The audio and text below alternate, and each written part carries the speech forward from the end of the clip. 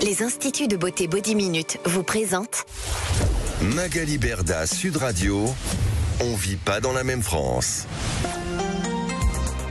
Sur Sud Radio, il est 20h02, nous sommes en direct. On vit pas dans la même France, c'est lundi. Aujourd'hui, on renouvelle on repart pour une nouvelle semaine. Voilà, c'est incroyable. Alors, ce soir. D'abord, on vit pas dans la même France, mon émission que j'ai voulu produire et je remercie du fond du cœur Sud Radio de nous avoir ouvert les portes. Une émission qui casse les codes, une émission qu'on a fait pour que les gens puissent se parler, pour essayer de réconcilier un petit peu les politiques avec les gens, de tous les jours, on va dire les gens normaux, si je peux me permettre. Et on a décidé pour cela de réunir chaque soir du lundi au jeudi. C'est un grand pari, c'est un vrai pari. Et d'ailleurs, je suis contente parce que on a notre planning qui est plein là pour 2 mois d'avance. Et au début, c'était pas gagné d'avoir un politique tous les soirs qui se rend disponible et un influenceur ou une personnalité publique. Alors pourquoi un influenceur, une personnalité publique? Tout simplement parce que eux, ils parlent à des dizaines, des centaines, voire des fois des millions de personnes.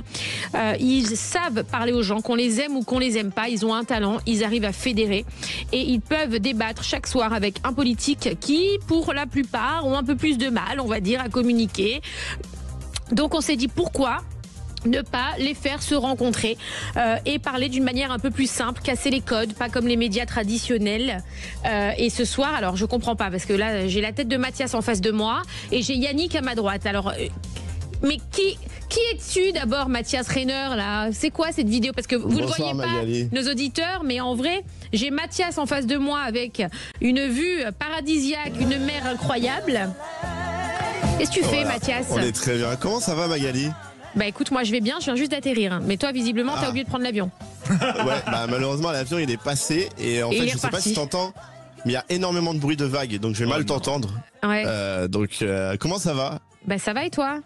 Bah je rentre mercredi soir. Super. Parce qu'en fait le vol a été décalé malheureusement.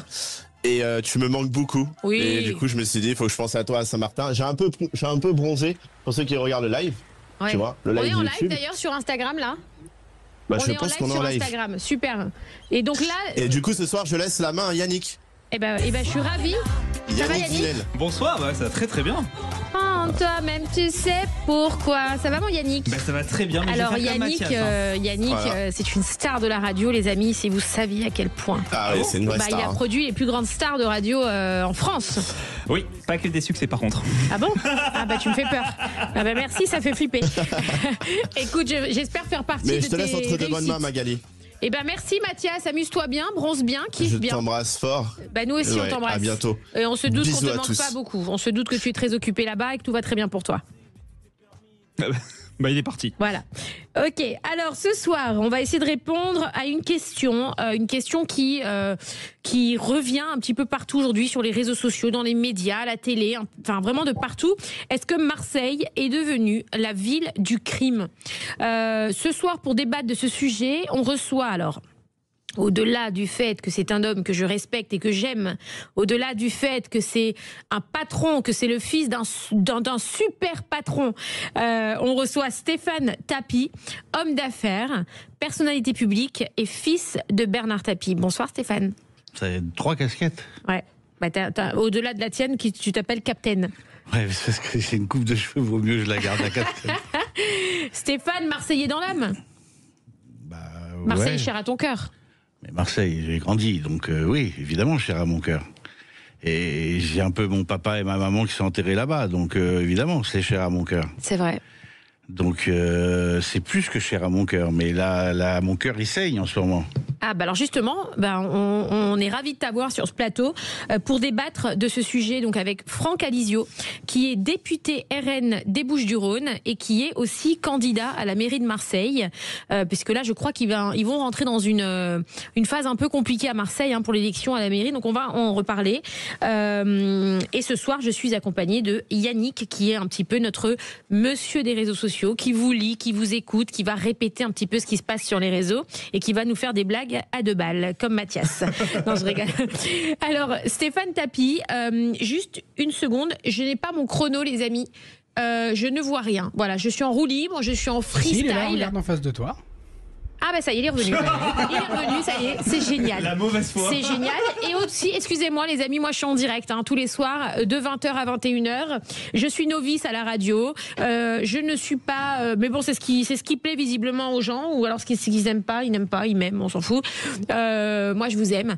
Je m'entends absolument pas dans le casque. Parce que tu n'as pas pris le bon casque, sûrement. Parce que j'ai fait cette erreur. Jure, j'ai fait cette erreur.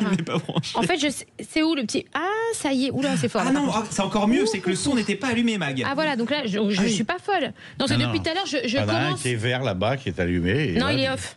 Le off est vert. Non, c'est bon. On est bon là, on est bon, j'y arrive. Alors, Stéphane Tapie, tu es un entrepreneur qui s'est construit avec ta propre énergie, tout en portant l'héritage d'un nom très fort, celui de ton père Bernard Tapie. Tu es producteur, investisseur, homme de médias, tu explores différents univers avec une vision moderne et un goût marqué pour l'innovation. Ton lien avec Marseille reste essentiel, cette ville qui a tant compté pour ton père fait naturellement partie de ton histoire personnelle. Alors Stéphane Tapie, tu connais bien Marseille car grâce à ton père, l'OM a touché les étoiles en football. Alors attention, là je vois mon mari derrière. Non, parce que je t'explique, mon mari que tu connais très bien, qui t'aime d'amour, est un fan inconditionnel de Bernard Tapie et un fan encore plus inconditionnel de l'OM. L'OM ne va pas sans Bernard Tapie pour les Marseillais. Non mais donc... tu vas me le dire à moi, il vient regarder des matchs à la maison donc. Oui, je sais, mon mari vient chez toi. Je sais, il squatte ton... Bah oui, il en a marre d'être chez toi avec les influenceuses qui sont pro Paris Saint-Germain. N'est-ce pas, Stéphane? Ah bah tu vois, tu me dis pas tout, c'est bien, il a fallu que Stéphane Tapie vienne sur ce plateau pour me raconter ce que tu dis derrière mon dos, c'est génial. Alors, tu avais quel âge quand c'est arrivé, les étoiles là, de l'OM? 26, 27. Ah oui, t'étais vraiment en pleine jeunesse, quoi. Ouais, pleine jeunesse. C'est pas la fame, je sais pas, la victoire, la fierté, quand on a 27 ans, tu te rends compte, tu vis mais ça... Toi, tu parles d'un œil extérieur. Moi, je parle en tant que Marseillais. Ouais. Il faut savoir que cette ville, elle avait été pendant des années dénigrée, comme c'est là actuellement, pour d'autres raisons. On disait que c'était une ville de feignants, c'était une ville ou d'immigration. C'était, enfin, voilà. On disait beaucoup de choses. Je me souviens des premiers matchs, parfois quand on arrivait dans certains stades où ils nous écrivaient bienvenue en France. Pour nous montrer notre différence avec les Marseillais. Mais moi, quand je vois cette Coupe d'Europe qui est gagnée par l'OM et que je vois que le monde entier parle de Marseille comme de la plus grande ville du monde, c'est indescriptible. C'est au-delà de mon père, au-delà de ma famille, au-delà de tout ça. Moi, je me suis positionné comme un Marseillais, pas comme... bon, j'ai eu la chance après de faire d'autres trucs, mais je me suis positionné comme un Marseillais. Et pour nous, c'était, enfin, on allait parler de nous que en bien. Oui, en positif. Et est-ce que tu te souviens un petit peu de la popularité de ton père à Marseille? Pour un Parisien, c'est pas mal, hein. Il est parisien à la base? Mon père? Oui. Il est né à Paris. Tu vois, on l'a oublié presque, il a grandi dans le 9-3. Ah ouais? Ouais. Ah, on oublie ça. Bernard Tapie parisien. Non, il a grandi au Bourget. Pour les cœurs des Français, c'est vrai, Bernard Tapie marseillais. Dans une ville communiste. Incroyable. Est-ce que tu n'as jamais eu envie de faire comme ton père de la politique? Ça va, j'ai compris. Non. Non, pourquoi? Non. Pourtant, tu as des prises de position qui sont bien... Mais parce que c'est hyper engagé comme oui, parce que personne. Tu sais, déjà, quand j'ai dirigé 12 ans la Provence, tu es obligé de t'impliquer un petit peu. Alors, on rappelle pour nos auditeurs que la Provence, c'est le journal de Marseille, un peu comme le Parisien à Paris, etc. Marseille à la Provence. Et toi, tu l'as dirigé pendant 12 ans. Donc, tu es au courant de toute l'actualité marseillaise. Enfin, tu es très investi dans la ville. Ouais, mais... cette ville, il faut qu'elle bouge, il faut qu'elle sorte de cette torpeur, il faut qu'elle redevienne... En fait, toutes ses qualités sont devenues ses défauts. Tu vois, c'était quelqu'un que je connais très bien qui me disait un jour, tu verras tout ce pourquoi ta femme t'a aimé, c'est tout ce pourquoi elle te détestera. Et ben aujourd'hui, tout ce pourquoi on a aimé Marseille, c'est tout ce pourquoi on le déteste. Alors, on parle d'intégration, d'immigration, de tout ça, mais c'était la force de Marseille. C'était la vraie force de Marseille. Moi, j'ai connu un Marseille où le soir de l'Aïd, il y avait au Parc Chanos 20 000 personnes qui étaient là, qui étaient musulmans, juifs, catholiques. J'ai vu fêtaient l'Aïd ensemble. Et qui fêtaient l'Aïd ensemble. J'ai vu des Yom Kippour où il y avait des juifs, catholiques et musulmans. J'ai vu les soirs de Noël. C'était la richesse de cette ville. Et à force d'essayer de vouloir stigmatiser 1, 2, 3, 4, eh ben on l'a comment dirais-je, tout ce qui était à Paris, on comprenait parce que c'était parqué à l'extérieur de Paris. Nous, les cités sont à l'intérieur de Marseille. Donc c'est ce qui faisait cette richesse aussi. Bien sûr. Mais, alors justement, à l'intérieur de ces cités, se sont créées d'autres cités. Et avec d'autres codes qui sont plus du tout des codes ni des Marseillais, ni des Français, ni de qui que ce soit. Alors restez avec nous, on revient tout de suite après cette petite pause avec Stéphane Tapie qui va débattre avec Franck Alizio, député RN des Bouches-du-Rhône, candidat à la mairie de Marseille. Et on a en face de vous, monsieur le député Franck Alizio, monsieur le peut-être prochain maire, je ne sais pas, je ne suis pas devant, mais on a en face de vous un Marseillais d'adoption, on va dire, qui a le cœur à Marseille. Et on va parler un petit peu de ce qui se passe dans cette ville. Marseille est-elle devenue la ville du crime ? À tout de suite sur Sud Radio. Les Instituts de beauté Body Minute vous présentent Magali Berda, Sud Radio. On vit pas dans la même France. Magali Berda sur Sud Radio, il est 20h15, nous sommes en direct. On vit pas dans la même France ce soir pour débattre autour d'un sujet, une ville qui nous tient pour beaucoup à cœur. Marseille est-elle devenue la ville du crime ? On reçoit ce soir pour ce débat Stéphane Tapie, homme d'affaires et fils de Bernard Tapie, qui va débattre avec Franck Alizio, député RN des Bouches-du-Rhône, candidat à la mairie de Marseille. Ça s'annonce là, les candidats à la mairie. Là, j'ai vu passer des posts sur les réseaux sociaux, etc., etc. On reçoit Franck Alizio, donc vous êtes un député emblématique du Rassemblement national, l'un de ses porte-voix à l'Assemblée nationale. Engagé depuis de nombreuses années en politique, vous avez fait la défense des territoires et du pouvoir d'achat et de la sécurité vos combats prioritaires. Votre ancrage à Marseille occupe une place centrale dans votre parcours.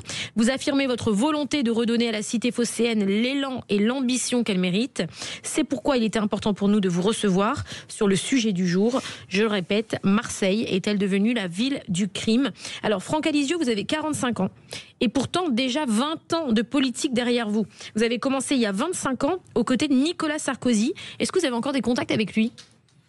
Oui, c'est-à-dire j'ai eu des échanges, j'exclus pas d'aller le voir, mais voilà, après pour moi Sarko j'étais encore tout jeune, donc mais oui, je l'ai rencontré une fois ou deux depuis qu'il a quitté le pouvoir, y compris depuis que je suis au Rassemblement national, et voilà, et je renie rien de ce que j'ai fait avec Sarkozy, ça a duré, moi j'ai adhéré à 20 ans, à l'époque c'était encore le RPR, voilà.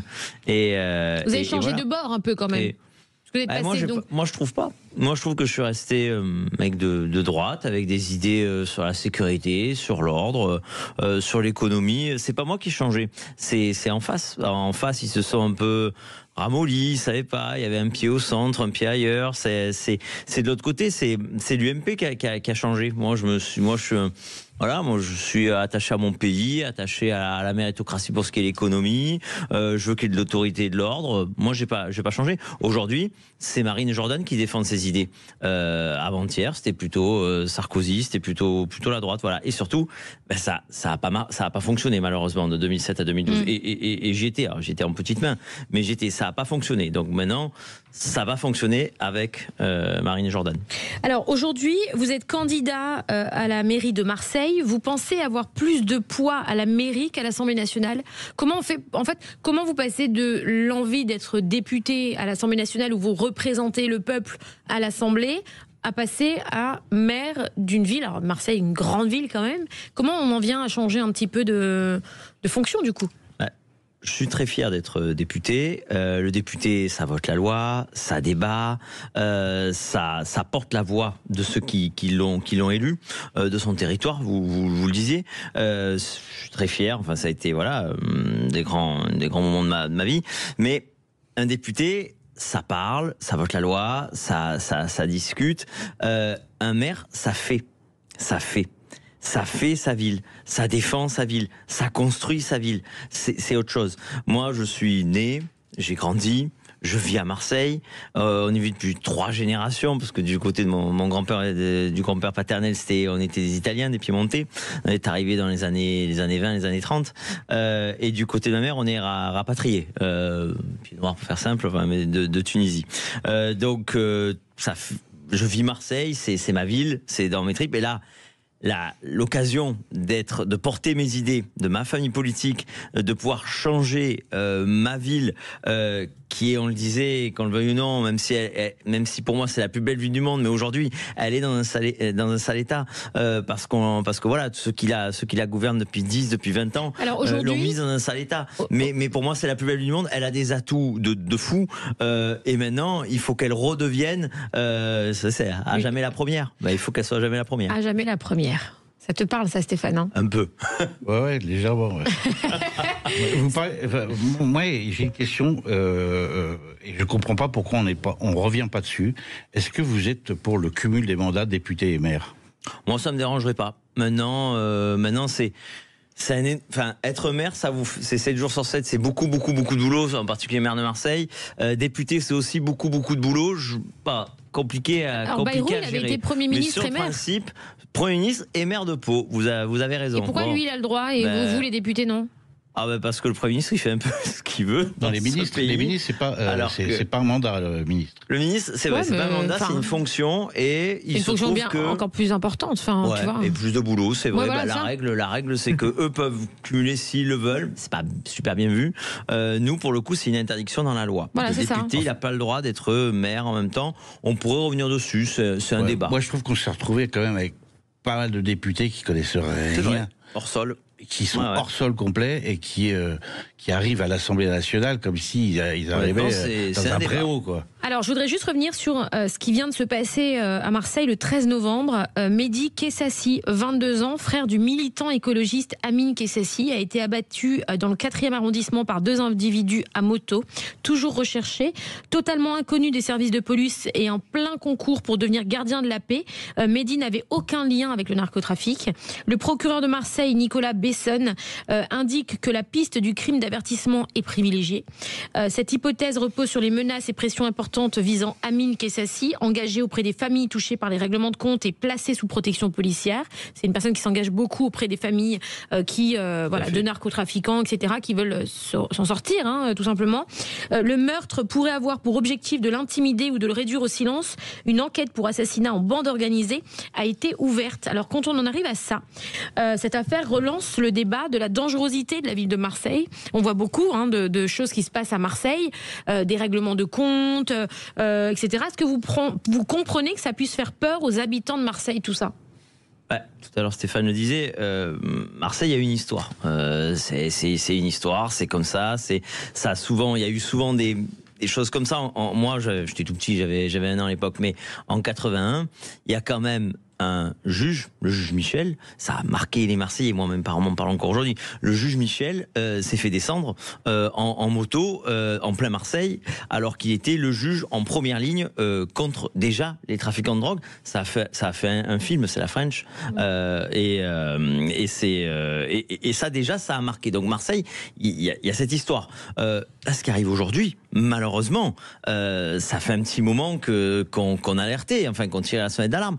En 2023, 50 morts, on appelle ça narcomicide, bon bref, des morts à cause du trafic de drogue, des morts parfois entre trafiquants, des règlements de compte entre trafiquants, aussi des balles perdues, on se souvient tous de Sokaina, c'est une jeune fille qui révisait ses cours dans sa chambre, dans le 10e arrondissement à Marseille, où moi j'ai vécu, où moi j'ai grandi. Elle s'est pris une balle parce que dans un règlement de compte, il y a une balle qui a traversé le mur et qui est venue se loger dans sa tête. Vous avez touché ça d'ailleurs, Stéphane Tapie, t'en avais beaucoup parlé sur les réseaux de cette histoire, de cette petite Sokaina.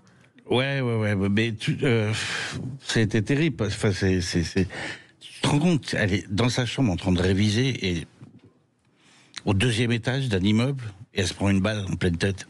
Non, mais une balle perdue.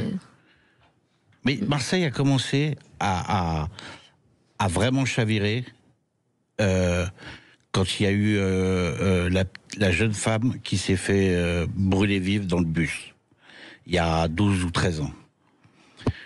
Et on était parce que tu vous parlez du juge Michel, tout ça. Là, on parle du grand banditisme. Oui. Le juge Michel savait ce qu'il faisait, et, il savait les risques qu'il prenait, et voilà. Là, on parle de mômes qui sont dans leur chambre en train de réviser et puis qui prennent une balle perdue. On parle du frère d'un jeune. Oui, qui a rien à voir. Le frère d'un jeune qui, lui, s'engage pour aider les gens qui veulent se sortir du narcotrafic. Il a 22 ans. Il est protégé par la police parce qu'il veut aider les gens à s'en sortir. Tu vois la logique. C'est très grave. Alors, Yannick... On pourrait citer encore le chauffeur Uber qui s'est fait descendre par un gamin de 15 ans. Oh. 15 ans, on leur donne une calache. Quelques mois avant ce cas, c'était un retraité, balle perdue, parce qu'il était en train de prendre son pastis avec ses copains sur une terrasse. Franck Alizio, je le répète, candidat à la mairie de Marseille. Est-ce que ce qui se passe aujourd'hui à Marseille, ça ne se passe qu'à Marseille, ou ça peut se passer dans d'autres villes ? Malheureusement, malheureusement, aujourd'hui à Marseille, on est un cran au-dessus. Vous savez, moi, il y a une formule qui me plaît pas du tout. On dit quand il y a quelque chose une ville qui commence à être pourrie par la drogue et le trafic, et les règlements de compte disent c'est la marseillisation. C'est la marseillisation de Nîmes, d'Avignon, de Lyon, et la marseillisation. C'est-à-dire que ça en devient comme un mauvais exemple pour les autres villes. Et puis c'est même les mafias, les mafias, les cartels marseillais qui remontent et qui vont jusqu'à ces territoires. Pourquoi ça s'est calmé en 2024 et en 2025 le nombre de morts ? Parce que tout simplement la DZ Mafia a gagné. Ils étaient en rivalité entre gangs, et la DZ Mafia a gagné. Donc du coup, comme elle a gagné, il n'y a plus de règlement de compte. C'est pour ça que c'est terrible. C'est-à-dire que c'est pas tant le travail, malheureusement, et pourtant elle fait un boulot, notre justice et notre police à Marseille, mais c'est le résultat tout simplement. Ils ont mis le dessus. Ils ont pas la justice pour toi ? La DZ Mafia a pris le dessus. Stéphane, pas la justice. Quand tu dis la police ? Non, mais je pense que ce qu'a fait Darmanin avec la prison spéciale pour les narcotrafiquants, il était temps de le faire en France, ouais.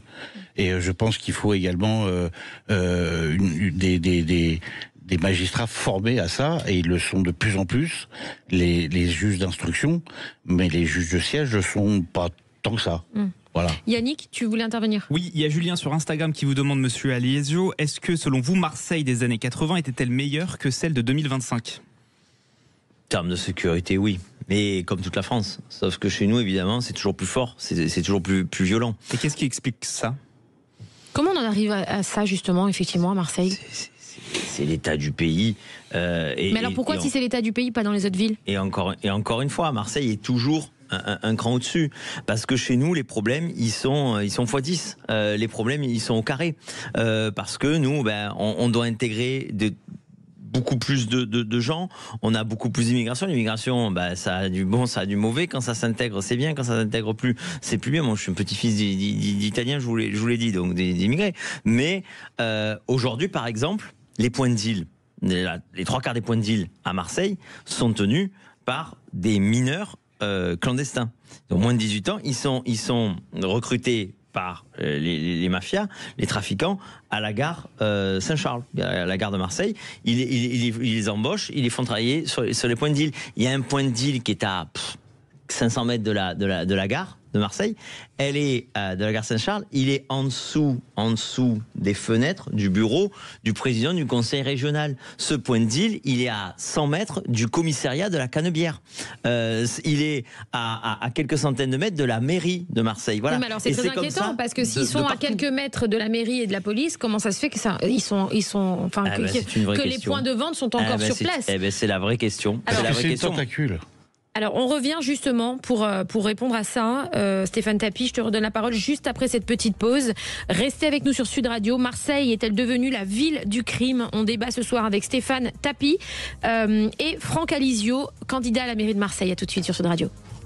Sud Radio. Les instituts de beauté Body Minute vous présentent Magali Berda, Sud Radio. On vit pas dans la même France. Magali Berda sur Sud Radio, il est 20h30, nous sommes en direct, on vit pas dans la même France ce soir pour un débat qui touche beaucoup de gens. Marseille est-elle devenue la ville du crime? Alors pourquoi beaucoup de gens? Parce que même des gens qui ne sont pas marseillais aiment Marseille. C'est vrai que Marseille c'est une ville à part. Moi mon mari qui est marseillais m'a toujours dit Marseille c'est un pays. Voilà, je suis marseillais avant d'être français. Ça c'est la devise de mon mari, donc je sais de quoi je parle. L'OM avant tout bien sûr, bien avant sa femme d'ailleurs. Je rigole. Je rigole oui et non. Non mais l'OM c'est quelque chose d'ancré dans le sang. Il a dit, mon mari me dit tous les soirs je l'ai dans les veines l'OM. Ça veut dire quoi je l'ai dans les veines? Stéphane Tapie, fils de Bernard Tapie. Est-ce que tu l'as aussi dans le sang? Bleu et blanc. Voilà. Ok. Tu peux comprendre j'ai compris. Ça ok. On a le sang bleu et blanc. Ah bah j'ai bien compris parce que crois-moi que les soirs de match je n'existe plus. Mais tant mieux. C'est une religion. Bravo. C'est une religion. Il a raison. C'est une religion l'OM. C'est ce que dit mon mari aussi. C'est une religion. Tu regardes le stade Vélodrome. Tu as des gens qui sont de tout milieu différents, de tout bord politique différent. C'est vrai. De toute race, entre guillemets, différente. Et tout le monde est d'accord. Vive l'OM. Tout le monde est d'accord pour être derrière son équipe. C'est vrai ça. Non vrai. Mais est-ce que, enfin, c'est rare aujourd'hui. Il n'y a pas beaucoup de fans, de supporters aussi investis pour une équipe de foot. Et quelque part, ça rassemble, ça fédère, ça réunit.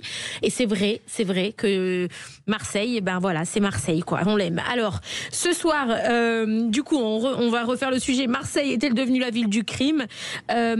Comment on en arrive? Alors, qui est, pour expliquer à nos auditeurs aujourd'hui, qui est le maire de Marseille? Alors, le maire de Marseille, c'est Benoît Payan. Alors, Benoît Payan, il est socialiste. Ok, depuis combien de temps il est maire à Marseille? Il est maire depuis un peu moins de 6 ans. D'accord. Mais pas seulement parce que le mandat n'est pas fini, mais surtout parce qu'il n'a pas été élu. Il n'a pas été élu. Le maire de Marseille n'a pas été élu. La maire de Marseille qui a été élue il y a 5 ans, c'est Michèle Rubirola. Michèle Rubirola. Michèle Rubirola. Elle était écologiste, elle n'était pas socialiste. Déjà, c'est pas la même famille. Mais comment on pourra faire ceux qui ont regardé House of Cards c'est ce qui se passe à Marseille. Ce qui se passe à Marseille. 10 ans après, ça arrive en France. Regarde. À Marseille, ils ont réussi à faire un truc. Payan, Rubirola. Tu vois ce que je veux dire? Les gens qui nous écoutent ne savent pas. Okay. Explique-nous d'une voix très simple. PS. Ok. PC. Écolo. Ouais. PC, Parti communiste. Heureusement. Oui, mais il faut le dire aux gens. Attends, mais les gens qui nous suivent, moi, je tiens à vous le dire, mon émission, le but de l'émission, c'est de parler aux gens qui comprennent rien à la politique. Donc, quand tu leur dis PC, moi, perso, tu me dis PC, je te dis PC, c'est un ordinateur. Tu as raison sur ton titre. Mais là où tu te trompes énormément, c'est que les gens sont très conscients, et ils sont très conscients de ce que c'est que la politique. Ils sont très conscients de ce qu'ils sont. On parle pas de la même manière. Il y a un problème de code avec les politiques, de la manière dont ils s'expriment. Dis PC partout, tu verras, ils vont pas dire post-computer, ils vont dire parti communiste. Je suis pas d'accord avec toi, mon Steph d'amour. Toi, tu dis Mac, donc. Mais attends, alors. Donc ils ont fait un gloubi-boulga à gauche. Elle a été élue. Attends, ma question c'est, elle a été élue. Elle était tête de liste. Ok, donc elle a été élue. Non. Alors. Oui, elle a été élue par les Marseillais. Ok, donc elle a été élue parce que le Benoît Payan en question, celui qui est maire aujourd'hui, savait que sur son nom, il ne serait pas élu et qu'en plus, en tant que socialiste, il ne serait pas élu. Donc il a été allé chercher une amie à lui qui était encore moins connue que lui et tout, mais écologiste et femme. Ils ont fait campagne en la mettant, elle, devant.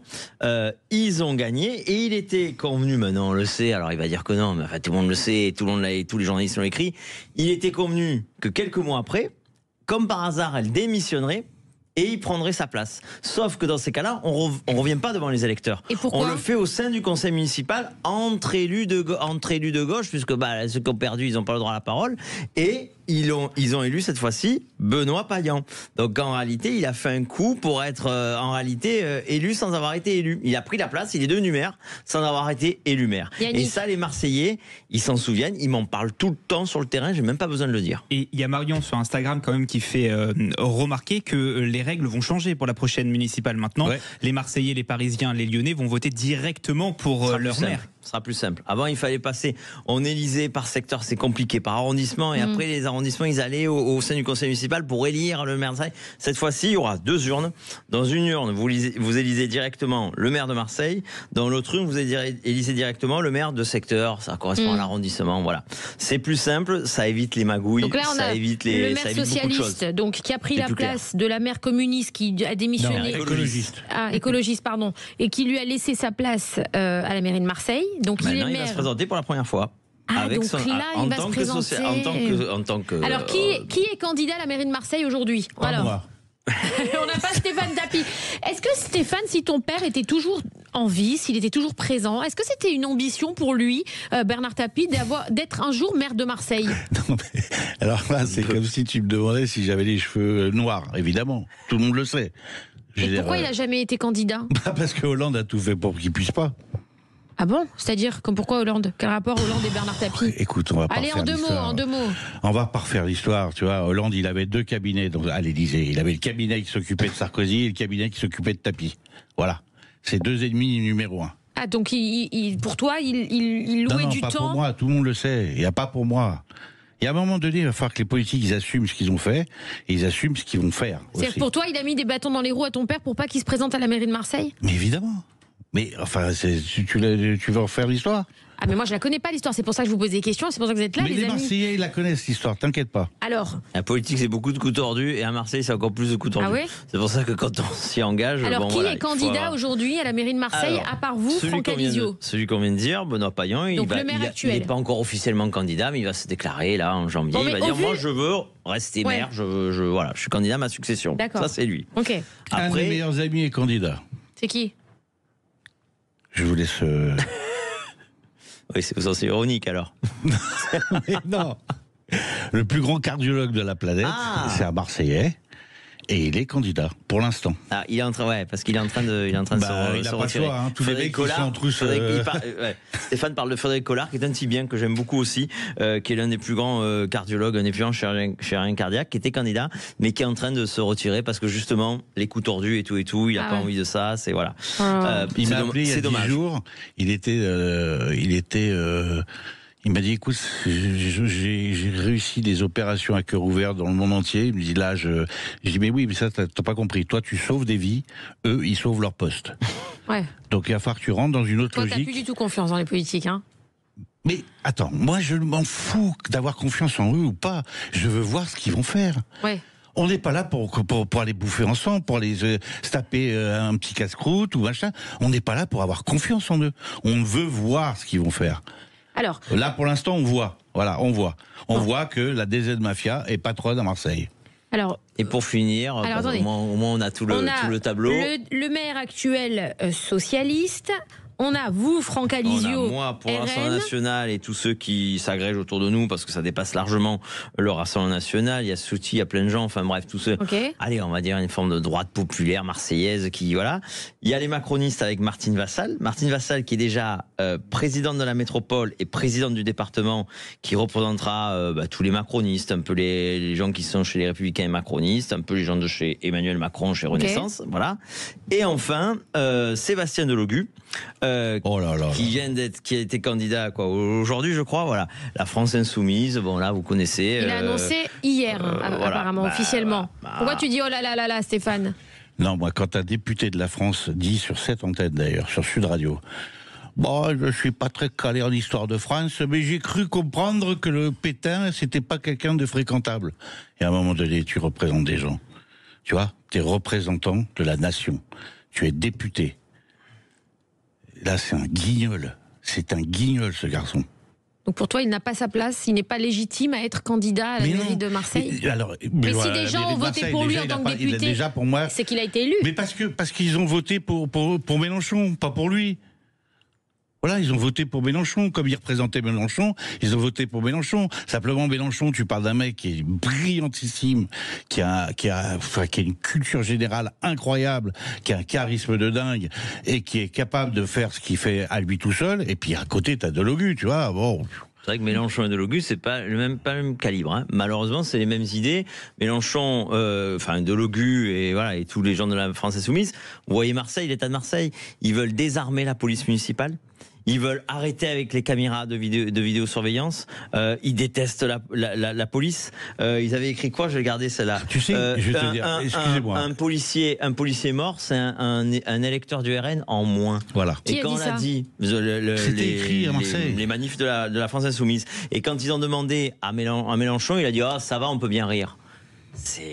Voilà, il faut voir un peu. Et ce que je lui reproche surtout à Delogu, c'est qu'il monte les Marseillais les uns contre les autres. Voilà, il instrumentalise par exemple les Marseillais musulmans contre les Marseillais juifs. Il monte les uns contre les autres. Il nous importe un conflit Israël-Hamas qui n'est pas le nôtre. Et il le fait pour monter les uns contre les autres. Et ça, c'est insupportable. Ce type maire nous balancerait dans la guerre civile. Voilà. Donc c'est pour ça que ça, lui.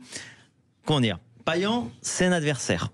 Pour moi, les macronistes, c'est un adversaire aussi, mais peu importe. Mais comment dire? Delogu, c'est un ennemi. Voilà. Parce qu'il est dangereux pour ma ville. Voilà. Il est dangereux pour les Marseillais. Moi, j'ai grandi dans un Marseille où j'ai toujours été à l'école publique. Dans ma classe, il y avait des juifs, des musulmans, des chrétiens.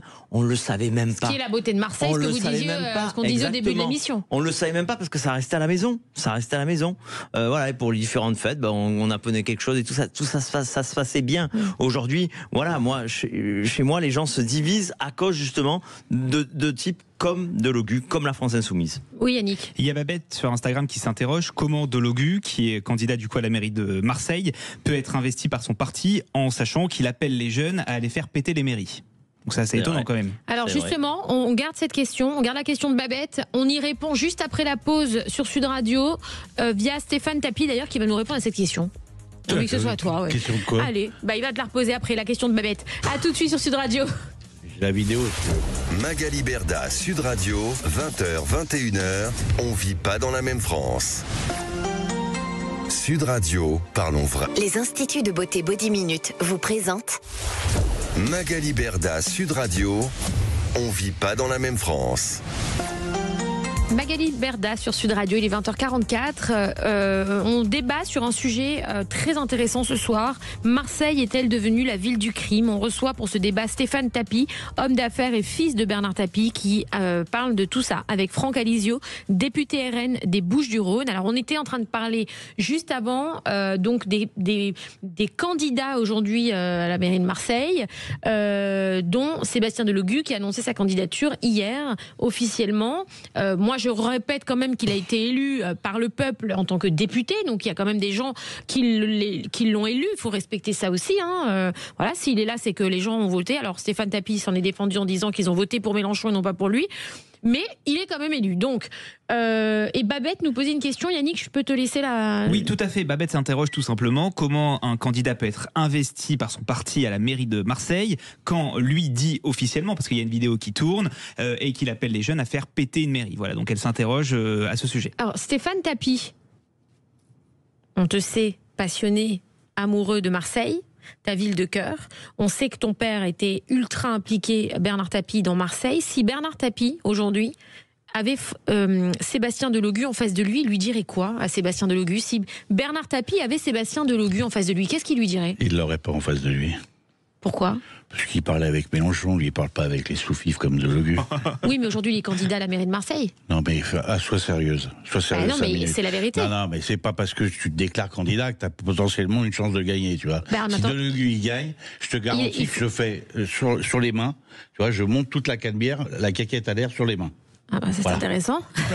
Ça va? Mais qu'est-ce qu'un homme comme Bernard Tapie Allô, réveille-toi. Oui, mais qu'est-ce qu'il lui dirait à Delogu? Mais rentre chez toi, garçon, retourne faire des livraisons, ce que tu faisais pour Mélenchon. Arrêtez-vous un peu. Arrêtez de leur donner de l'importance à ces gens-là. Mais il est là.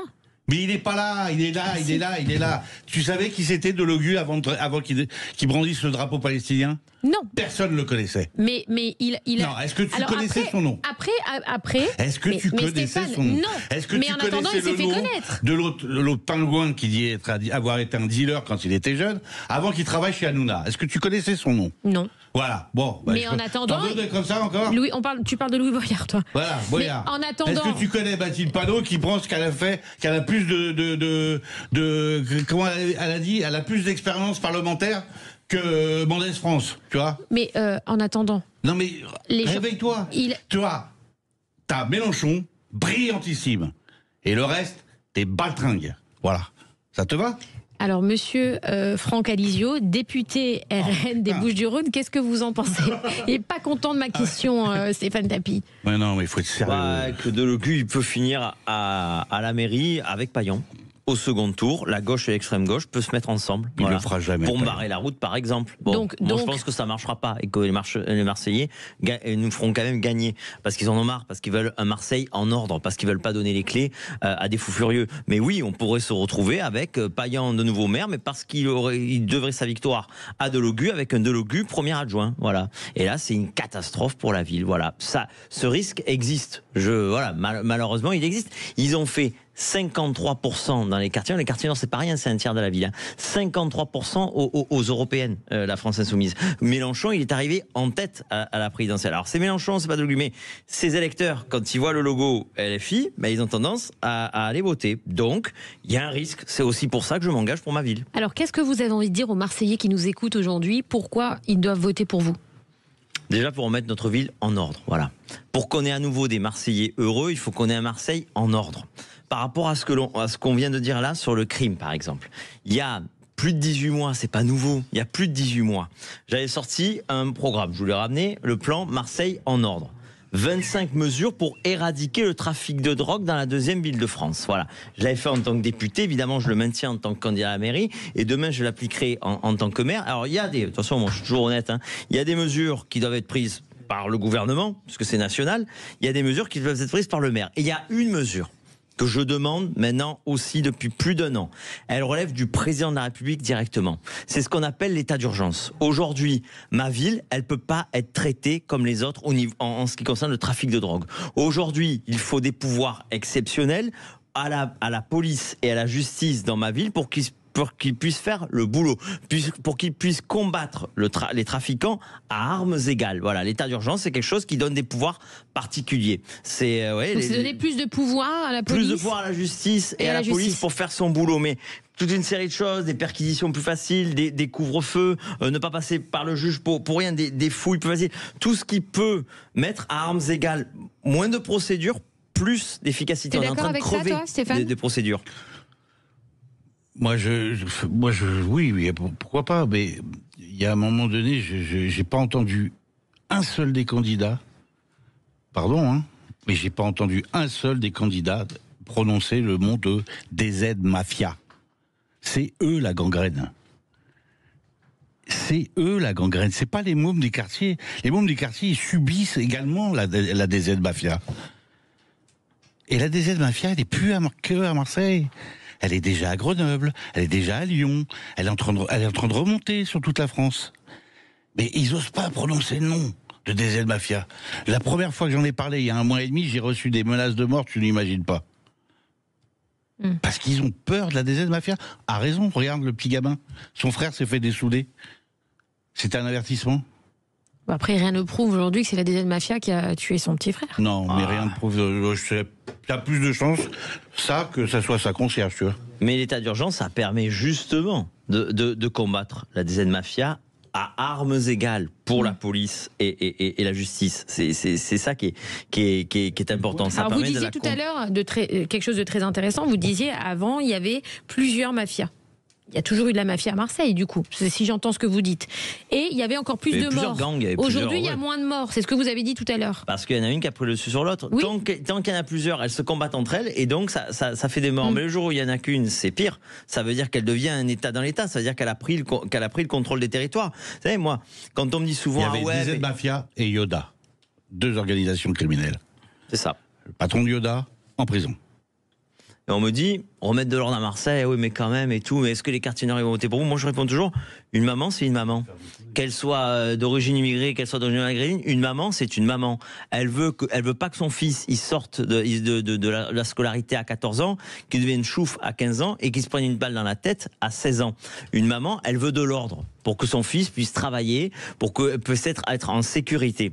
Donc, vous voyez, même dans les quartiers nord, on vote pour moi, parce qu'on veut le retour d'un peu d'ordre. Voilà, une famille, des parents, ils veulent de l'ordre pour pouvoir éduquer leurs enfants. Donc vous, le principal problème aujourd'hui à Marseille, c'est l'ordre. C'est la sécurité, c'est l'ordre évidemment, et l'ordre ça va plus loin. Hein. Cette ville, elle a la saleté, il y a toute une série de choses. Mais déjà, si vous avez la sécurité et la propreté, on fera beaucoup pour les Marseillais. Voilà. Après, vous demandez des moyens au gouvernement actuel. Il y a la création de richesse. C'est l'état d'urgence, beaucoup plus de moyens. Je vous rappelle que en pleine explosion des règlements de compte de 2017 à 2020, on nous avait retiré des policiers à Marseille. C'était M. Dorfili, le Premier ministre, moi je le dis, il nous avait retiré à l'époque des policiers, vous voyez. C'est tout l'inverse qu'il faut faire. Il faut plus de moyens à Marseille pour la police et la justice, il faut moins de procédures, plus d'efficacité pour qu'il y ait de vrais résultats face à la DZ Mafia. Voilà. Alors, c'est la police de proximité qu'avait créé Sarkozy quand il était ministre de l'Intérieur. Ça avait des bons résultats. Hein. Ça a eu des très bons résultats parce que, comme ils étaient à l'intérieur même des quartiers, in fine, la police se parlait avec les jeunes.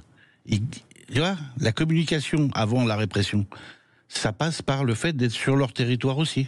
Vous êtes d'accord avec ça, vous, Franck la police de Alizio ? proximité, c'est par exemple ce que pourrait faire la police municipale. Parce que là, je viens de dire ce que peut faire le président de la République, décréter l'état d'urgence. Il y a plein de choses que peut faire le gouvernement. Il y a ce que peut faire le maire. Moi, je l'ai dit il y a 15 jours, moi, maire de Marseille, je ferai de la police municipale à Marseille la première police municipale de France. Ça veut dire, et il faut les moyens, mais il faut le faire. Multiplié par 3 le nombre de policiers. Aujourd'hui, à Marseille, le nombre de policiers municipaux, c'est 2 fois moins que dans une autre ville en France. Eh bien, moi, je veux qu'il y en ait 3 fois plus. Donc, à ce jour, il y a 2 fois moins de policiers municipaux à Marseille que dans les autres villes ? Exactement. Si on le rapporte au nombre d'habitants. Proportionnellement. Oui, proportionnellement, bien sûr. 2 fois moins. Alors que c'est ce que vous disiez au départ, une ville aujourd'hui qui mais est évidemment, chez nous, il en faudrait plus qu'ailleurs. Donc je dis, on sera la première police municipale.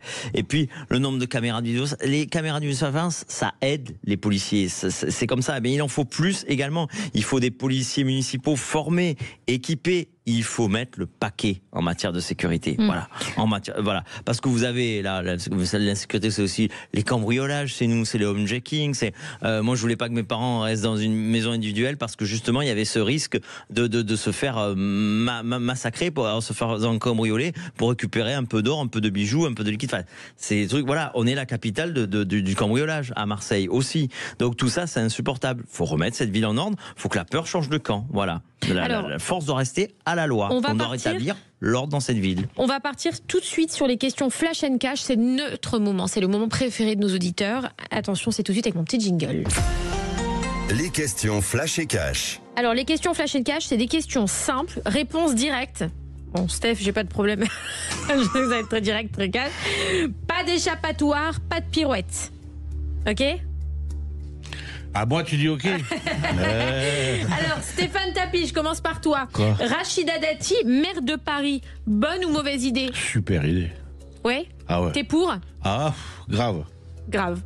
Franck Alizio, pensez-vous qu'il faut le retour du service militaire obligatoire en France ? Ah ouais, grave. Ah, pardon. Alors, c'était la question pour Franck Alizio. 1. Ça coûte, mais ça pourquoi pas, faut investir. 2, les militaires veulent pas faire la garderie, donc ils veulent un vrai service militaire.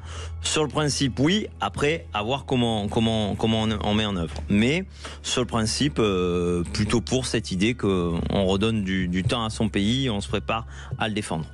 Stéphane Tapi, penses-tu que l'on doit revoir le principe de l'exécution provisoire ? C'est à moi. Putain, pourquoi ça tombe sur moi, ça ?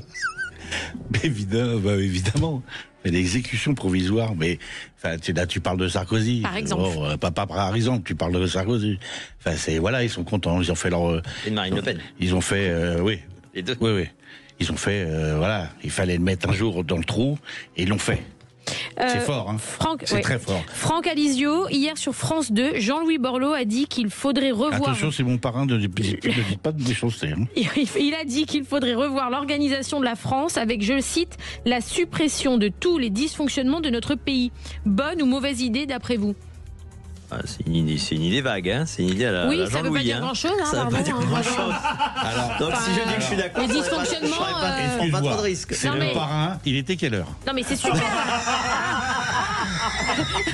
Ça, c'est pas mal comme réponse.